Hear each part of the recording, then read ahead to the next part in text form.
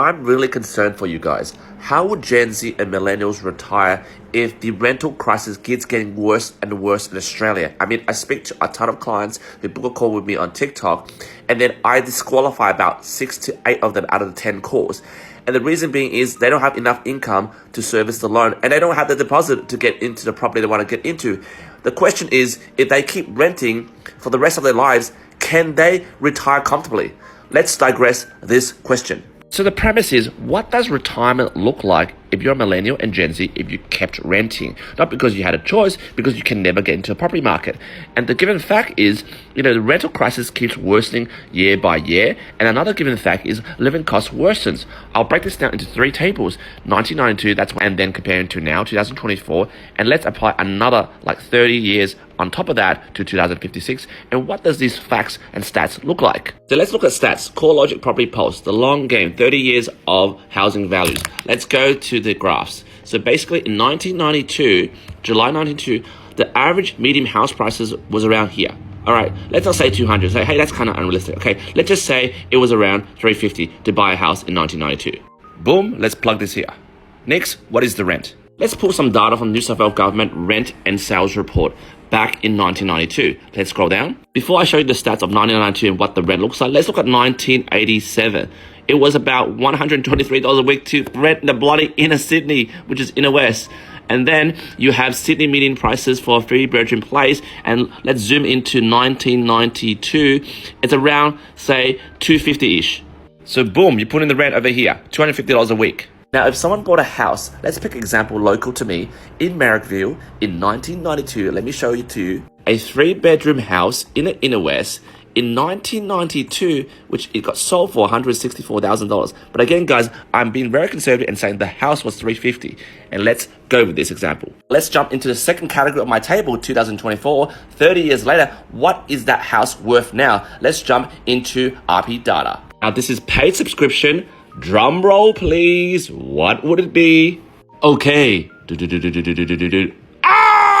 So like Back to the Future, Marty McFly and Dr. Brown jumped into the time machine car in 1992. Boom. Okay, it's not 30 years. It was like 32 years. 2024. Let's put this in. Boom. $2,225,000 for the same property you bought for $350K, but it was actually $164K. I, again, overgrossed this, but let's play with this. And right now, let's check out rental estimate. It would be, drum roll, $987 per week in rent, and this is very conservative. This is 2.5% yield of the property price.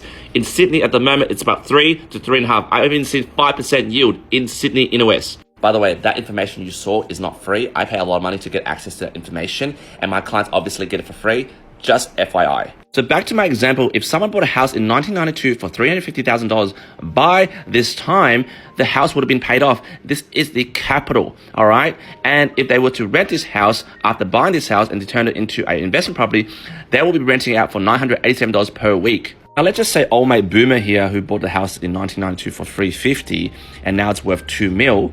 He doesn't need to pay rent on this place because there's no mortgage on it. He can live in it for rent free, but he decides to rent it out. So obviously there's also, cost of owning this investment property. Just to say $400 to $500 a month, council rates, land tax, and, insurances. In this example over here, old mate Boomer that bought a house in 1992, the house is now worth $2 million. There's no mortgage, so he's living rent free. He can decide to rent it out, but the high cost of living is not bothering him or her because it's like $400, $500 a month. Whatever. With that as comparison, let's look at the Gen Zs and Millennials. If they bought a house in 2024, what would the next 30 years look like? Now, based on savings.com.au, now not my prediction, this is data from the internet, whether you trust it or not, they are projecting $7.3 million by 2050. And this is just the average house prices in Sydney. We're talking about the inner west here. This is LA of Sydney, bro. But let's go by that, all right? So 2056, I'm being conservative, $7.3 million. Let's jump into the rent. In 2056, what do you think this place will be rented for? You reckon it will still be rented for $986 per week? God damn no. I would say at least at least double. Boom, $1,800 a week. And I'm being super conservative. In 2056, when I'm old and wrinkled, I will bet you this would have been like 3 or 4 grand. And then the cost of owning this property, maybe $900 a month. Applying the same proof of concept that happened to the boomer in 1992, and if a millennial and Gen Z, which is most of my clients, including myself, because I'm a property investor myself, we bought a property now, and then next 30 years, we'll have a house worth $7 million. We can rent it out for $1,800 to $3,000 a week. Would we be able to retire comfortably? Hell yes! But the question begs to the premise of this video. How would a Gen Z and millennial who can't get into the property market and kept renting for the next 30 years, how will they retire? How would you guys retire if you had to pay rent of $1,800 to $2,000 a week, right? I can't fathom the crazy society and the state of living that we'll be in 30 years. Like me and my mates and my clients, we're homeowners, we'll be sitting around going, look, we paid off our home, we're enjoying, the capital growth, and, cost of living is like, it's high, but we're cool. And then we look around and like, dude, $3,000 a week in rent?